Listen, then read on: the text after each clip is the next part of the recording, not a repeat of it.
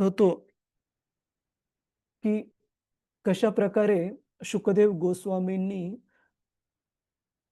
वेगवेगळे अध्यात्म साध्य करण्याचे जे मार्ग आहेत, विशेषतः ज्ञान मार्ग, अष्टांग योगाचा मार्ग आणि कर्मकांड, या सर्व मार्गांचं विश्लेषण करून परीक्षित महाराज आणि बाकीचे जे सर्व साधू संत त्या ठिकाणी उपस्थित होते, त्यांना भक्ती मार्गाचं महत्त्व समजावून सांगितलं.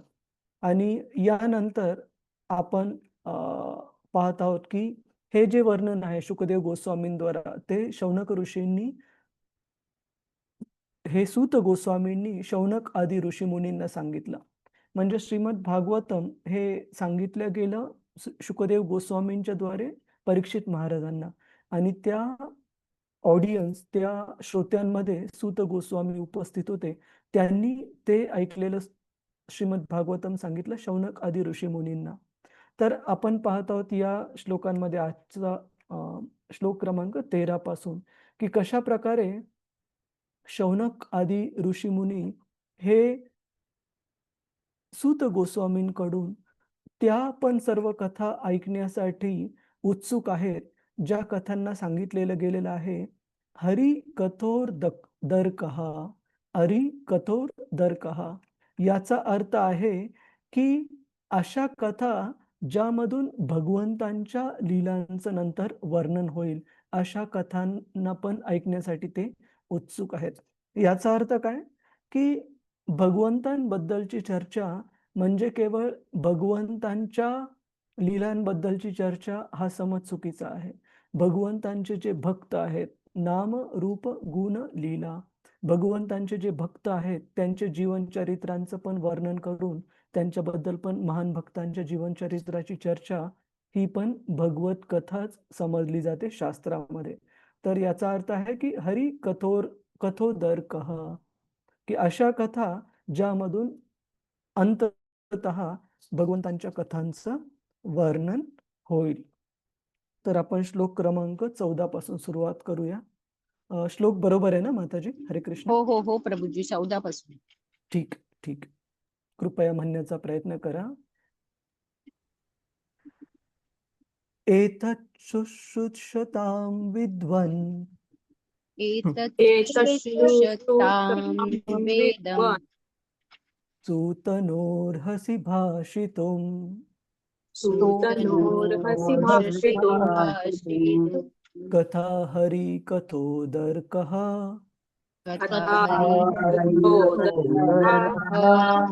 सतां स्युः सदसि ध्रुवम्.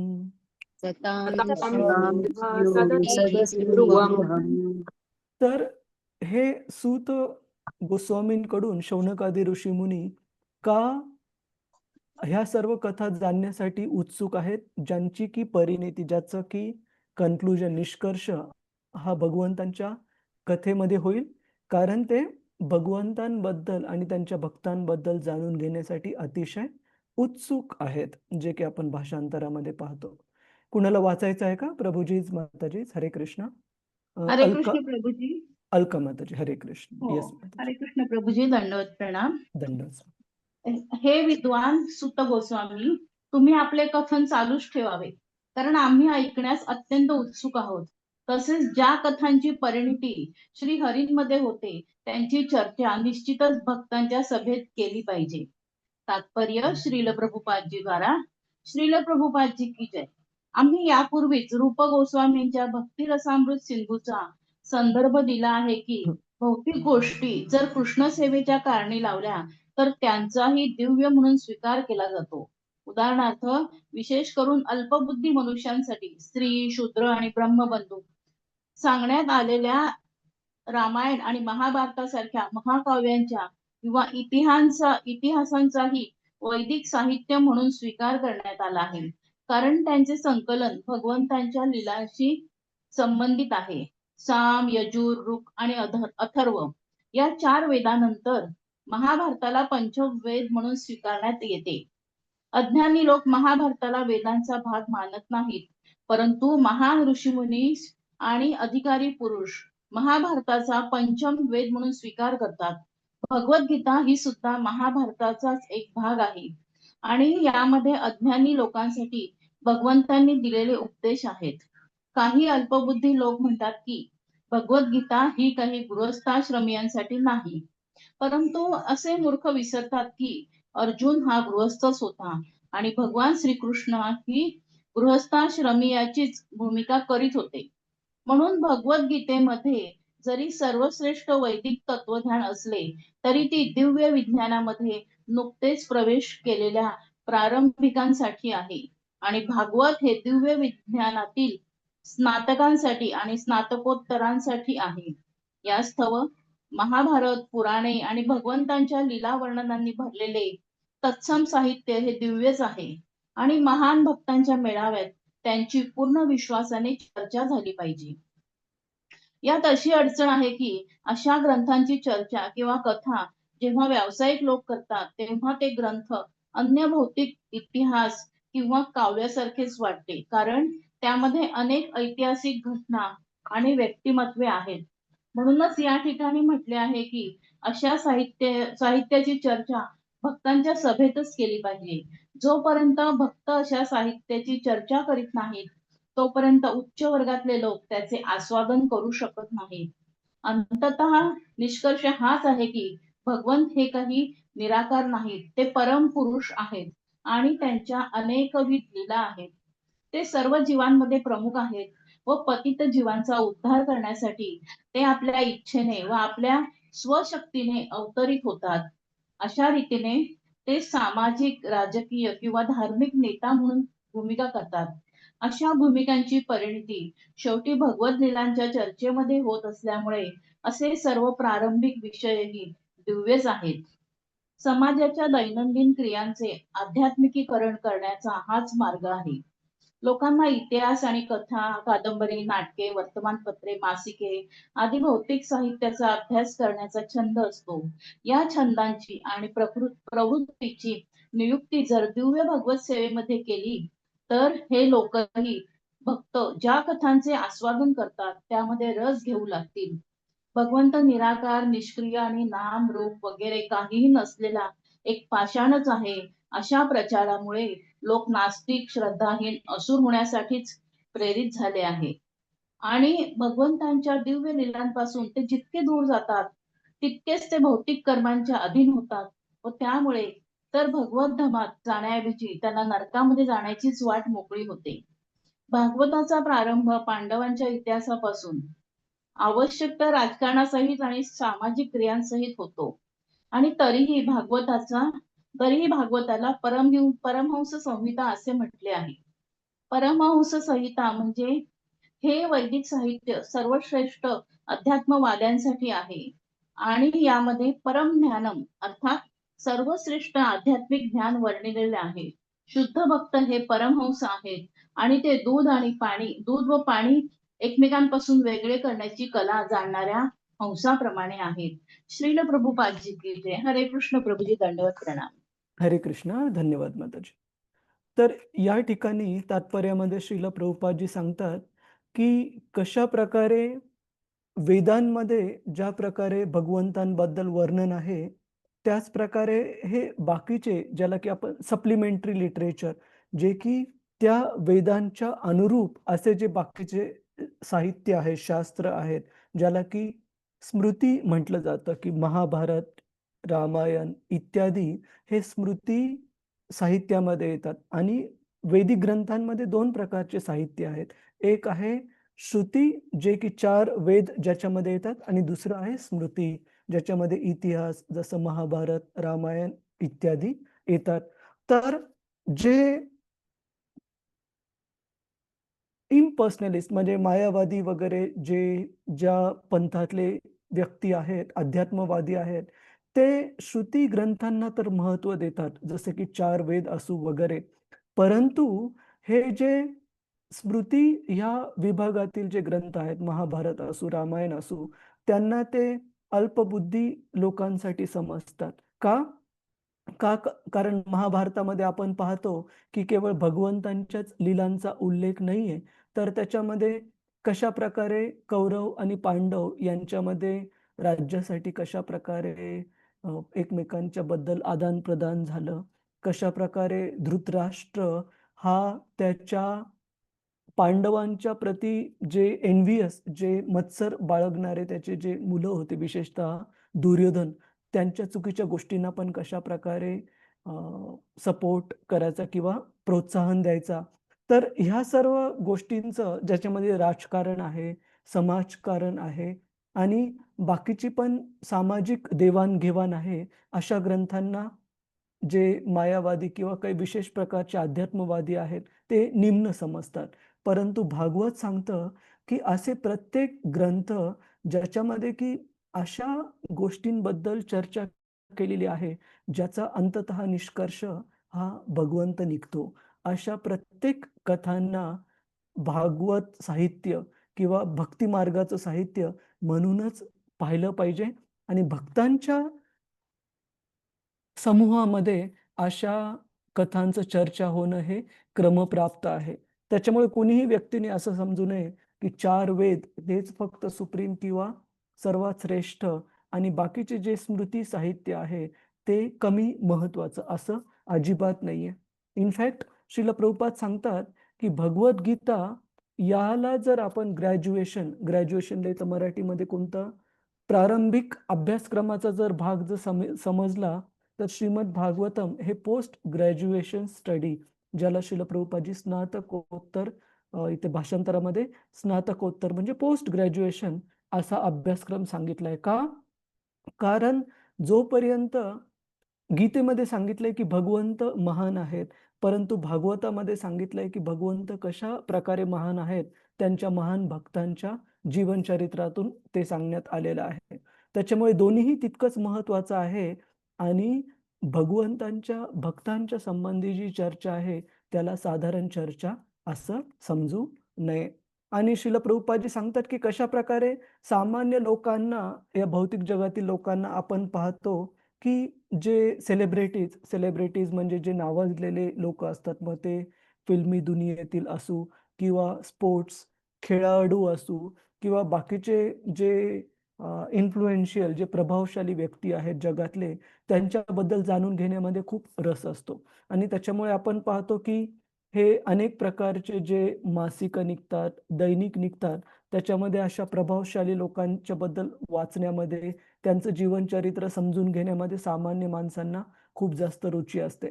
परंतु भागवत सांगते की हीच जी प्रवृत्ती आहे सामान्य माणसांची, ती प्रवृत्ती आपण लावली पाहिजे भगवंतांबद्दल आणि भगवंतांच्या महान भक्तांबद्दल जाणून घेण्यामध्ये.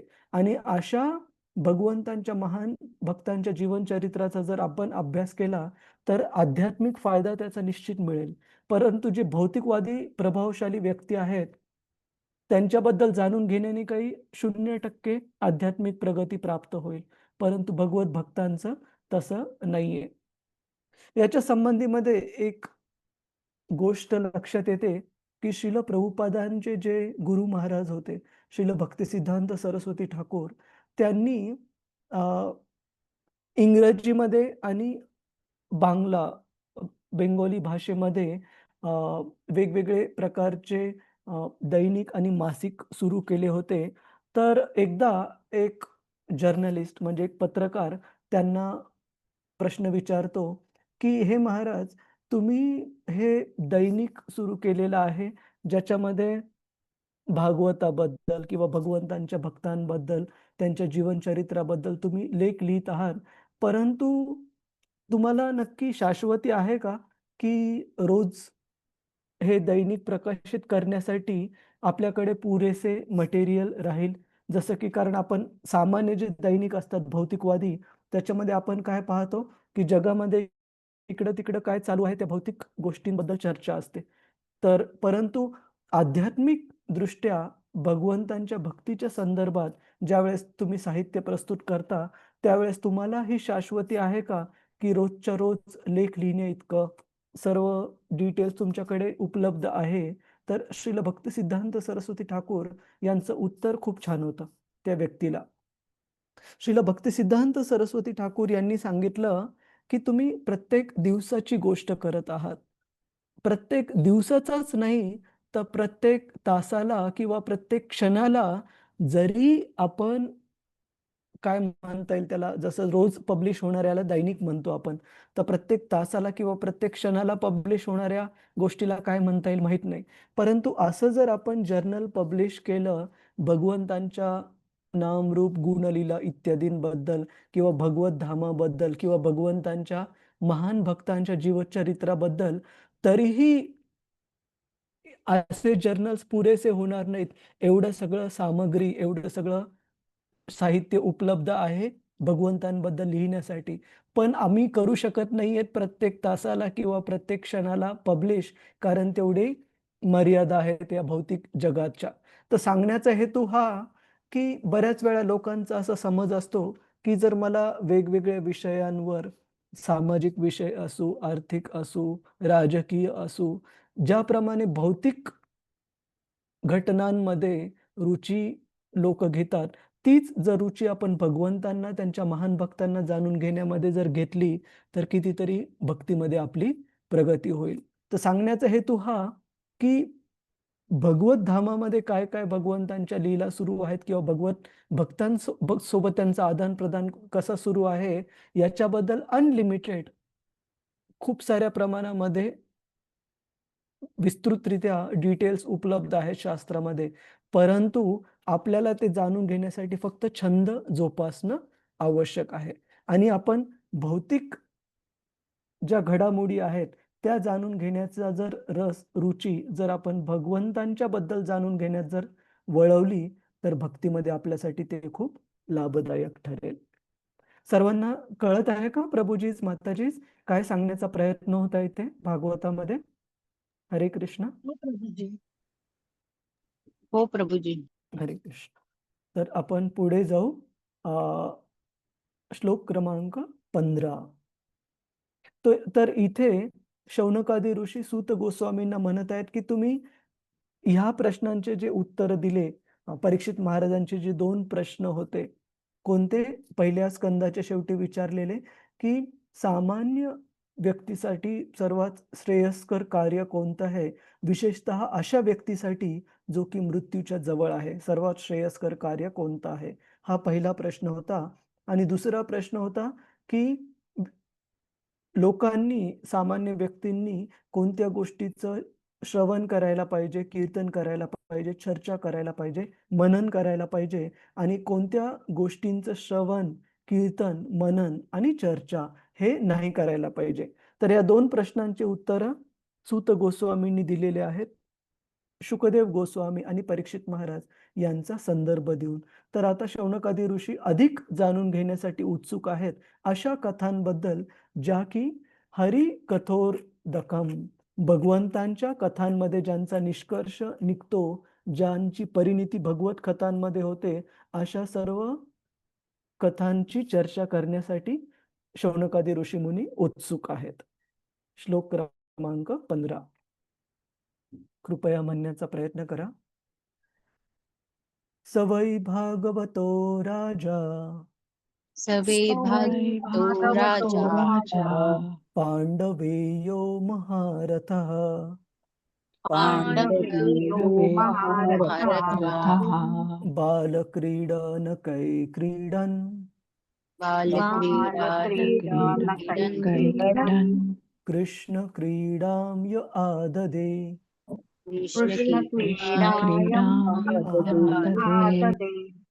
कुणाला वाचायचं आहे का? प्रभूजी माताजी हरे कृष्ण. ठीक आहे, मी वाचतो. हरे कृष्ण. हरे कृष्ण. योजना माताजी आणि रतिरूपा माताजी तुम्ही पुढचं वाच. हरे कृष्ण. ओके. हरे कृष्ण प्रभूजी, सादर प्रणाम. धन्यवाद. पांडवांचे पौत्र परीक्षित महाराज बालपणापासूनच महान भगवत भक्त होते. बाहुल्यांशी खेळत असतानाही ते कुलदेवतेच्या पूजेचे अनुकरण करून भगवान श्रीकृष्णांची पूजा करीत असत. तात्पर्य श्रील प्रभुपादजी द्वारा भगवद्गीतेत 6.41 मध्ये म्हटले आहे की जो मनुष्य योगाभ्यासाचे आचरण करण्यात अपयशी झाला आहे, त्याला धर्मशील ब्राह्मणाच्या घरामध्ये किंवा क्षत्रिय राजा अथवा श्रीमंत व्यापाऱ्याच्या घरी जन्म घेण्याची संधी दिली जाते, परंतु परीक्षित महाराज त्यापेक्षा अधिक योग्यतेचे होते, कारण ते पूर्वजन्मापासूनच महान भगवत भक्त होते आणि म्हणूनच त्यांचा कुरूंच्या आणि विशेष करून पांडवांच्या सार्वभौम घराण्यात जन्म झाला. यास्तव बालपणापासून आपल्या घरातच भगवान श्रीकृष्णांची सेवाभक्ती जवळूनच पाहण्याची संधी त्यांना मिळाली होती. सर्वच पांडव भक्त असल्यामुळे निश्चितच राजमहालामध्ये कुलदेवतेची पूजा करीत असत. अशा घराण्यामध्ये जी बालके जन्मास येतात ती सुदैवाने साधारणपणे खेळीमेळीतच कुलदेवतेच्या पूजेचे अनुकरण करतात. भगवान श्रीकृष्णांच्या कृपेने आम्हालाही वैष्णव घराण्यात जन्म घेण्याची संधी मिळाली आणि आमच्या बालपणी आम्ही वडिलांच्या कृष्ण पूजेचे अनुकरण केले. रथयात्रा आणि डोलयात्रा सारखे उत्सव साजरे करण्याचे सर्व प्रकारे प्रोत्साहन आमच्या वडिलांनी आम्हाला दिले आणि आम्हाला व आमच्या मित्रांना प्रसाद देण्यासाठी ते सढळ हस्ते खर्च करीत असत. आमच्या गुरु महाराजांनीही वैष्णव घराण्यात जन्म घेतला व त्यांना त्यांच्या महान पित्याकडून भक्ती विनोद ठाकूरांकडून प्रेरणा मिळाली. सर्व भाग्यवान वैष्णव घराण्यांची हीच पद्धती आहे. प्रख्यात मीराबाई या गोवर्धन गिरीधारी भगवान श्रीकृष्णांच्या निष्ठावान भक्त होत्या. अशा सर्व महान भक्तांचा इतिहास सारखाच आहे, कारण सर्वच भगवत भक्तांच्या सुरुवातीच्या आयुष्यात नेहमीच सारखेपणा असतो. जीव गोस्वामींच्या मते परीक्षित महाराजांनी निश्चितच बाळपणी श्रीकृष्णांच्या वृंदावनातील बाल्यलीला ऐकल्या असतील, कारण ते त्या लीलांचे अनुकरण करीत असत. श्रीधर स्वामींच्या मते ते परीक्षित महाराज हे ज्येष्ठांकडून केल्या जाणाऱ्या कुलदेवतेच्या उपासनेचे अनुकरण करीत. श्रील विश्वनाथ चक्रवर्ती सुद्धा जीव गोस्वामींच्या मताचे अनुमोदन करतात. म्हणून त्यांच्यापैकी कोणाचेही मत ग्राह्य धरल्यास कळून येते की परीक्षित महाराजांचा बालपणापासूनच भगवान श्रीकृष्णांची पूजा करण्याकडे कल होता. त्यांनी उपरोक्त कोणत्याही क्रीडा केल्या असतील आणि यावरून निश्चितच सिद्ध होते की ते बालपणापासूनच पूर्णपणे भक्तिपरायण होते. अशी भक्तिपरायणता हे एका महान भागवताचे लक्षण आहे. अशा भागवतांना नित्यसिद्ध किंवा जन्मापासूनच मुक्त असलेले जीव असे म्हणतात. या व्यतिरिक्त जन्मापासून मुक्त नसलेले परंतु सत्संगाद्वारे भक्तिपूर्ण सेवा करण्याची प्रवृत्ती विकसित झालेले जीवही असतात व त्यांना साधनसिद्ध असे म्हणतात. अंततः दोघांमध्ये काहीच भेद नसतो. यावरून निष्कर्ष हाच की प्रत्येक जण शुद्ध भक्तांच्या केवळ संगतीने साधनसिद्ध अथवा भगवंतांचा भक्त बनू शकतो. याचे स्पष्ट उदाहरण म्हणजे आपले महान आध्यात्मिक गुरु श्री नारद मुनी हे होत. आपल्या पूर्वजन्मी ते केवळ एक दासीपुत्र होते, परंतु महान भक्तांच्या संगतीमुळे ते एकमेवाद्वितीय भक्त बनले आणि भक्तीच्या इतिहासातील त्यांचे स्थान अत्यंत वैशिष्ट्यपूर्ण आहे. हरे कृष्ण प्रभुजी, सादर प्रणाम. श्रील प्रभुपादजी की जय. हरे कृष्ण. धन्यवाद माताजी. तर इथे सांगितलेलं आहे की कशा प्रकारे असे महान भक्त भगवद्गीतेत 6व्या अध्यायामध्ये सांगितलेले 41वा श्लोक की तिथे सांगितले अशा प्रकारचे योगी जे आपल्या योग साधनेमध्ये परिपूर्णता प्राप्त करण्यापासून काही अंशी कमी राहतात, त्यांना पुढचा जन्म हा अनुकूल दिला जातो भक्ती मार्गासाठी. तर एकदा आपण तो श्लोक पाहू.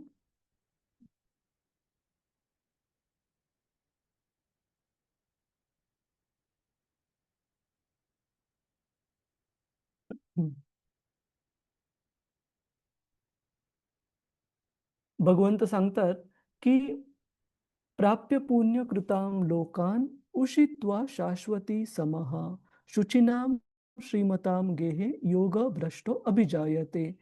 की असे योगी जे त्यांच्या योग साधनेमध्ये परिपूर्णता प्राप्त करण्यापासून थोडीशी कमी राहतात, की वेगवेगळ्या अशा ग्रह लोकांवर आनंद उपभोगल्यानंतर त्यांना कशा कुटुंबामध्ये जन्म प्राप्त होतो, रायचियस पीपल म्हणजे अशा ज्या ठिकाणी भक्ती मार्गाचं लहानपणापासून त्यांना बाळकडू प्राप्त होतं, किंवा असे कुटुंब जिथे की त्यांना अन्न, पाणी, निवारा या गोष्टींबद्दल खूप जास्त विचार करण्याची गरज नाहीये. त्यांना सर्व सुविधा उपलब्ध आहे, जेणेकरून भगवत भक्तीवर ते आपलं लक्ष केंद्रित करू शकतील. अशा अनुकूल परिस्थितीमध्ये अशा महान योग्यांचा जन्म होतो. तर श्रील प्रभुपादजी ह्या तात्पर्यामध्ये सांगत आहेत की कसे वेगवेगळे प्रकारचे महान आचार्य ह्या गुरु शिष्य परंपरेमध्ये अशा वैष्णव कुटुंबामध्ये त्यांचा कशा प्रकारे जन्म झाला आणि वैष्णव कुटुंबामध्ये जन्म झाल्यानंतर लहानपणापासून त्यांना भगवत भक्तीचं बाळकडू कशा प्रकारे प्राप्त झालं. श्रील प्रभुपादजी उदाहरण देतात सर्वात अगोदर स्वतःचं, की श्रील प्रभुपादांचे वडील श्रील गौर मोहन डे हे भगवंतांचे खूप महान भक्त होते आणि त्यांचं कपड्यांचं दुकान होतं आणि श्रील प्रभुपादजी सांगतात, की ज्यावेळेस ते सकाळी उठायचे लहान असताना, त्यावेळेस त्यांचं झोपेतून जी जाग यायची त्यांना, ती जागच वडिलांच्या घंटीच्या आवाजाने यायची, की भगवंतांच्या पूजा अर्चनेमध्ये ज्यावेळेस वडील गुंतलेले असायचे, त्यांच्या घंटीच्या आवाजाने प्रभुपाद ज्यांचं नाव त्यावेळेस अ, अभय होतं.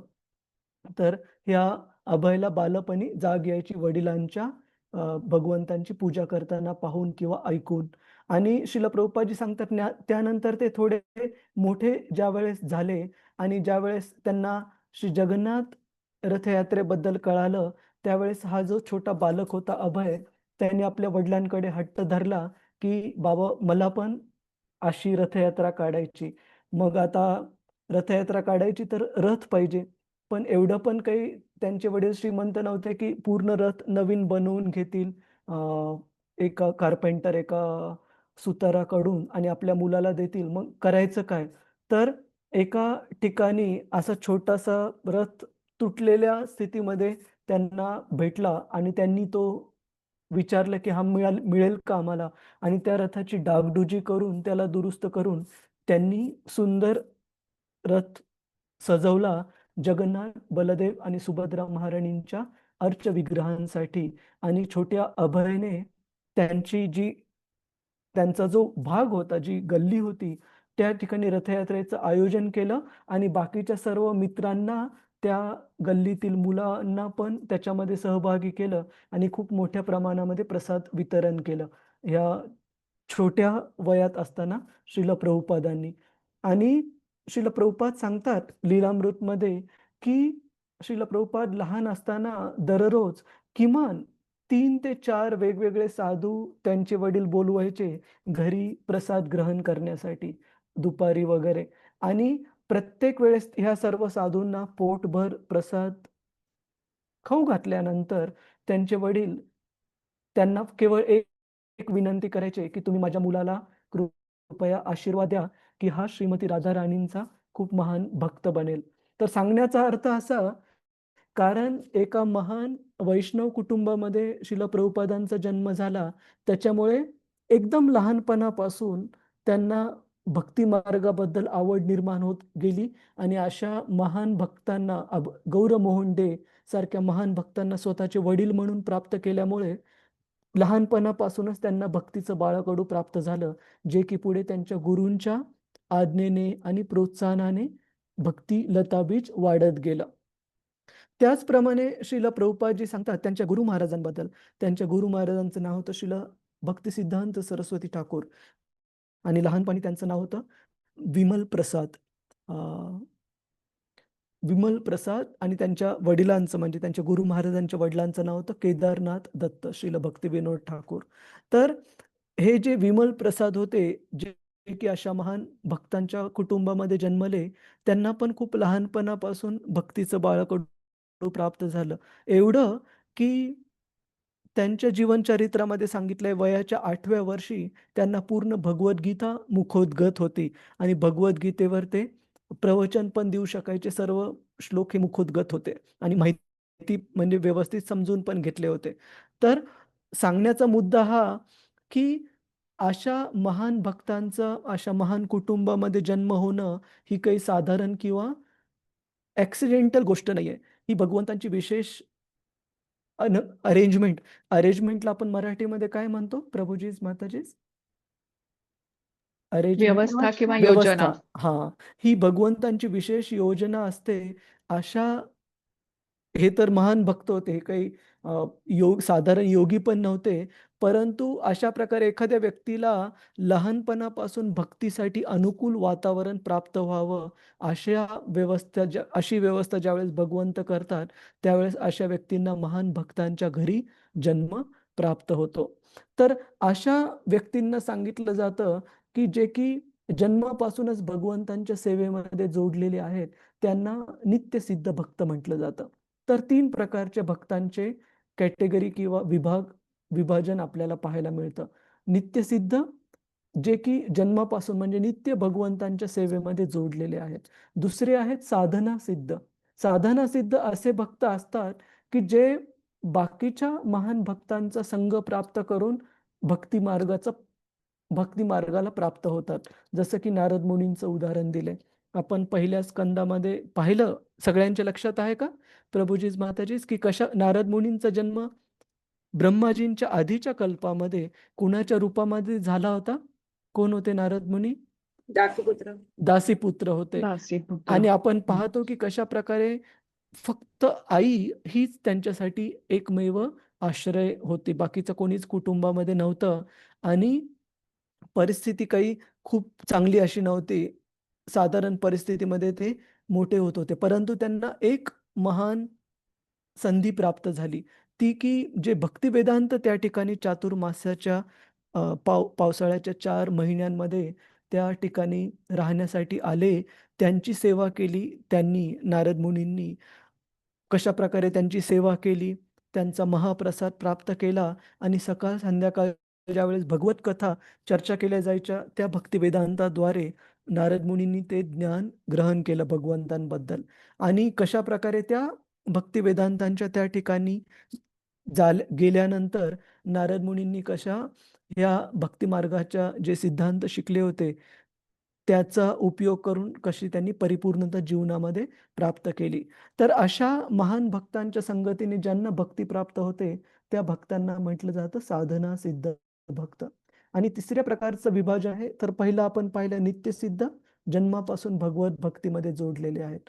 साधना सिद्ध, महान भक्तांच्या संपर्कात येऊन भक्ती मार्गामध्ये जोडलेले आहेत.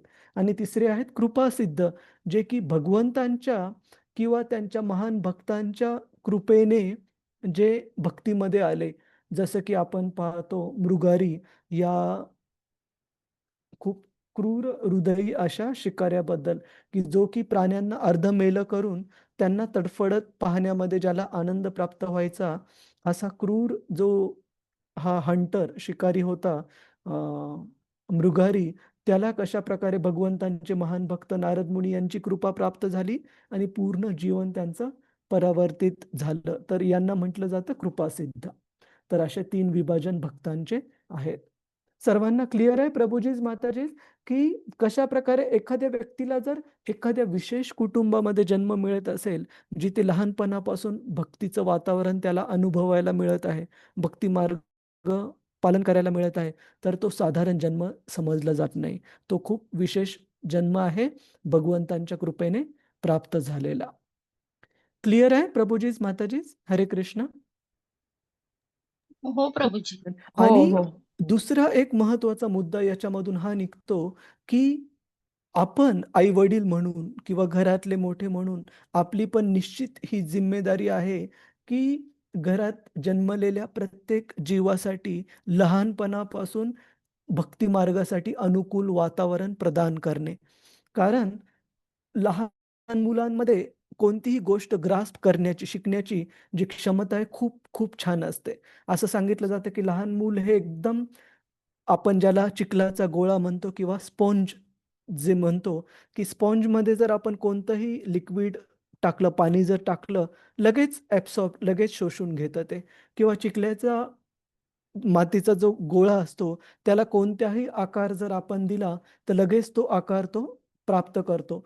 अशा प्रकारे भक्ती मार्गाचं बाळकडू हे लहान वयामध्ये देणं हे कधी पण श्रेयस्कर आहे, कधी पण सोपं आहे. आणि लहान मुलांना तुम्हाला कोणती गोष्ट शिकवण्याची गरज नाही. जर आपण भक्ती मार्गाचं व्यवस्थित पालन करत असू, तर केवळ आपलं आदान-प्रदान, आपलं वर्तणूक पाहून लहान मुलं हे ऑटोमॅटिकली स्वाभाविकतः भक्ती मार्गाकडे आकर्षित होऊ शकतात, शिकू शकतात. मी ज्यावेळेस माझ्या मुलीला ती याच्यामध्ये जायची, किंडरगार्टन, एका बालवाडीमध्ये जायची. त्या ठिकाणी खूप छान वाक्य लिहिलेलं होतं.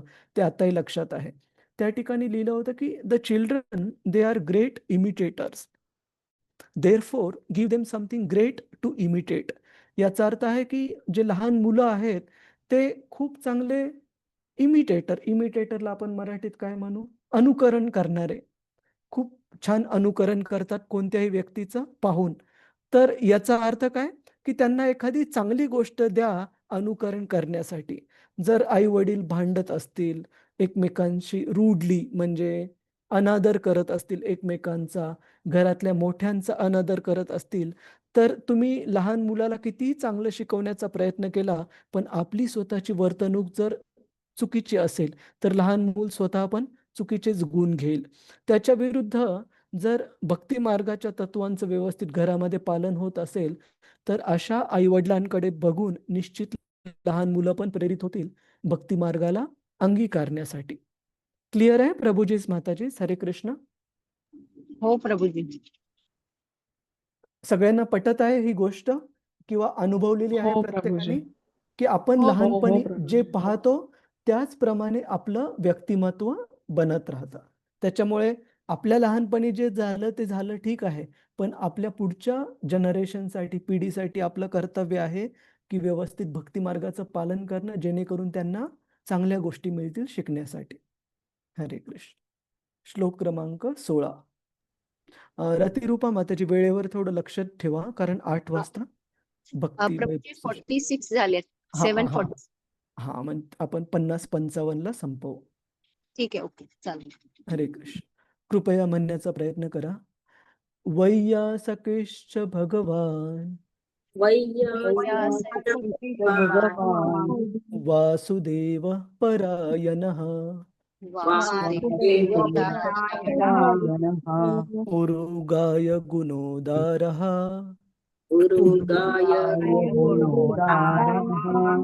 सतां स्युर्हि समागमे.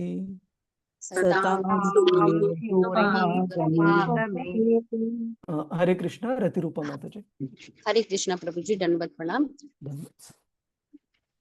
व्यासपुत्र सुखदेव गोस्वामी दिव्य ज्ञानांचे संपन्न आणि वासुदेव पुत्र भगवान श्रीकृष्णांचे महान भक्त होते. म्हणून निश्चितच त्या ठिकाणी महान तत्वज्ञ ज्यांचे गुणगान करतात आणि महान भक्तांच्या मेळाव्यात त्यांचे श्रुतिगान केले जाते, त्या भगवान श्रीकृष्णांविषयी कथन झालेच असले पाहिजे. तात्पर्य श्री प्रभुपादद्वारे श्री प्रभुपादची जय. हरे कृष्ण. या श्लोकांमधील सताम हा शब्द अत्यंत महत्वपूर्ण आहे. सताम म्हणजेच भगवंतांची सेवा करणाऱ्या इच्छे व्यतिरिक्त इतर कोणतीही इच्छा नसलेले शुद्ध भक्त होय. केवळ अशा भक्तांच्या संगतीमध्येच भगवत यशांचे योग्य रीतीने गायन होते. भगवंतांनी म्हटले आहे की त्यांच्या विषयक कथेला परिपूर्ण आध्यात्मिक महत्व आहे आणि ज्यावेळी मनुष्य सताम अर्थात भक्तांच्या संगतीमध्ये भगवंताविषयीचे योग्य रीतीने श्रवण करतो, त्यावेळी तो कथेमधील महान सामर्थ्य जाणवतो व त्याला आपोआपच जीवनामध्ये भक्तीचा स्तर प्राप्त होतो. पूर्वीच सांगितल्याप्रमाणे परीक्षित महाराज जसे बाल्यावस्थेपासूनच महान भक्त होते, तसे सुखदेव गोस्वामी ही महान भक्त होते. जरी परीक्षित महाराज हे राजेशाही थाटामाटात वाढलेले दिसत असले आणि सुखदेव गोस्वामी वस्त्रही धारण न करणारे त्यागी असले, तरी ते दोघही एकाच स्तरांचे भक्त होते. वरकरणी परीक्षित महाराज आणि सुखदेव गोस्वामी या दोघांमध्ये विरोधाभास दिसत असला तरी ते विशुद्ध भगवत भक्तच होते. जेव्हा असे भक्त एकत्र येतात तेव्हा त्यांच्यामध्ये भगवत यशांचे चर्चा व्यतिरिक्त किंवा भक्ती योगा व्यतिरिक्त इतर काहीही चर्चा होत नाही.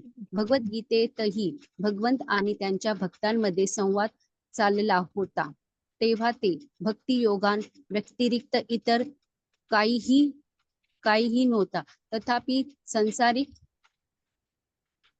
संसारिक विद्वान आपल्याला हवा तसा यावर काही तर्क करतो. जीव गोस्वामींच्या मते वैयासिक हा या शब्दानंतर या शब्दांचे आयोजन दर्शविते की सुखदेव गोस्वामी व परीक्षित महाराज जरी गुरु आणि शिष्यांची भूमिका निभावित असले तरी पूर्वीपासून ते एका श्रेणीचे भक्त होते आणि त्या दोघांचीही जीवनाचे उद्दिष्ट असलेले भगवान श्रीकृष्ण हेच कथेचे केंद्र असल्याने वासुदेव परायण अर्थात देवांचा भक्त म्हणजेच कृष्ण भक्त होईल. परीक्षित महाराज वेशनास बसलेल्या ठिकाणी जरी इतर अनेक लोक उपस्थित होते तरी स्वाभाविक निष्कर्ष हाच आहे की त्या ठिकाणी भगवान श्रीकृष्णांच्या कथेविना इतर कोणताही विषय नव्हता, कारण त्या ठिकाणी सुखदेव गोस्वामी प्रमुख वक्ता होते तर परीक्षित महाराज प्रमुख श्रोते होते. म्हणूनच दोन प्रमुख भगवत भक्तांची श्रवण आणि कथन केलेले भागवत हे केवळ परम पुरुष भगवान श्री कृष्णाच्या गुण गौरवार्थ आहे. हरे कृष्ण. प्रभूची दंडवत. थँक्यू. धन्यवाद माताजी. हरे कृष्ण. तर या ठिकाणी आधीच्या श्लोकामध्ये आपण परीक्षित महाराजांचं वर्णन पाहिलं की कशा प्रकारे ते लहानपणापासून भगवंतांच्या संबंधित खेळ खेळण्यामध्ये, भगवंतांच्याच बाहुलीशी खेळण्यामध्ये कशा प्रकारे मग्न होते. का? कारण त्यांनी आपल्या वडिलांना, पांडवांना भगवत सेवेमध्ये नियमित गुंतलेलं पाहिलं होतं. तर हे झालं भागवताच्या श्रोत्याविषयी, परीक्षित महाराजांविषयी. भागवताचे जे वक्ते होते शुकदेव गोस्वामी, ते पण जन्मापासून भगवंतांचे संपन्न असे महान भक्त होते. तर असे महान भक्त वक्त्याच्या रूपामध्ये आणि दुसरे महान भक्त श्रोत्याच्या रूपामध्ये ज्यावेळेस एकत्रित येतात, त्यावेळेस शास्त्र सांगतं की निश्चित अशा ठिकाणी काय होईल, भगवंतांच्याच नाम, रूप, गुण, लीला, यश इत्यादींबद्दल चर्चा ही क्रमप्राप्त आहे. या संबंधामध्ये एक खूप सुंदर श्लोक येतो. भगवद्गीतेमध्ये पण एक श्लोक आहे आणि भागवतामध्ये पण एक श्लोक आहे. तर आपण दोन्ही पाहू. 9.8, 9, 10, 11. मच्चित्त मद्गत प्राण.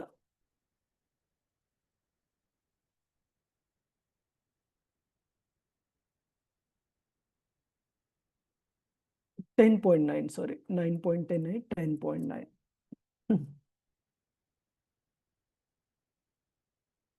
तर चतुर्श्लोकी भगवद्गीतेपैकी हा 4 श्लोकांपैकी एक आहे. कृपया म्हणण्याचा प्रयत्न करा. मच्चित्ता मद्गत प्राणा बोधयन्त परस्परं परस्परं कथयन्तश्च मां नित्यं तुष्यन्ति च रमन्ति च.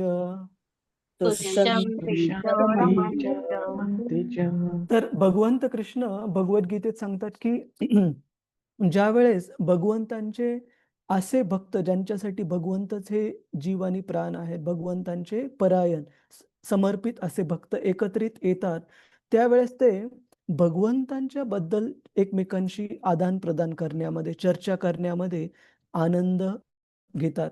कथयन्तश्च माम नित्यं, नित्यपणे भगवंतांबद्दल चर्चा करण्यामध्ये काय करतात, तुष्यन्तीच रमन्तीच, की रमण करतात आणि आनंद घेतात भगवंतांबद्दल आदान प्रदान करण्यामध्ये, चर्चा करण्यामध्ये. आणि अशाच प्रकारचा एक श्लोक आपल्याला भागवतात पण पाहायला मिळतो.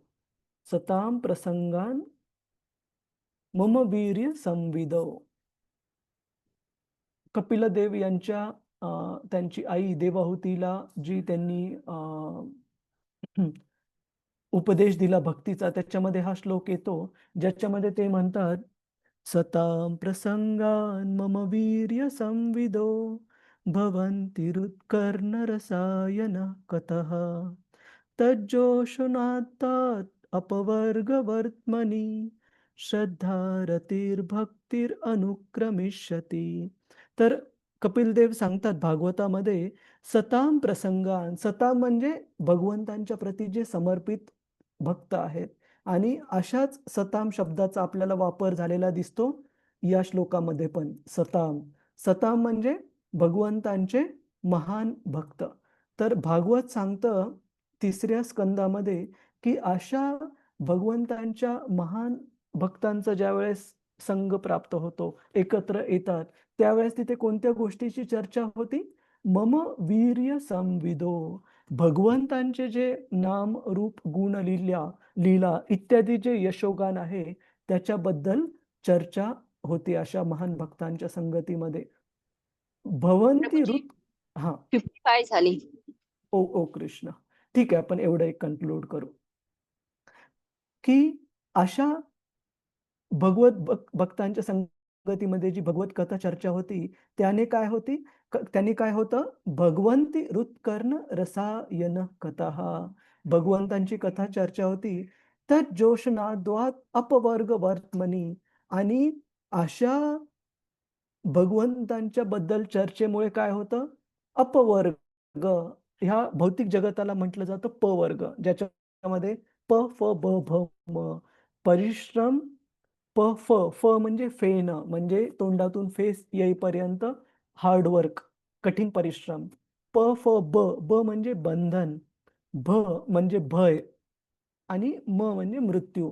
तर अशा प वर्गाच्या भौतिक जगतापासून पुढे जाण्यासाठी, आध्यात्मिक जगात जाण्यासाठी, अपवर्ग म्हणजे आध्यात्मिक जगाला प्राप्त करण्यासाठी मनुष्याला प्रोत्साहन प्राप्त होते ज्यावेळेस आपण अशा महान भक्तांच्या आदान प्रदानामध्ये भाग घेऊ.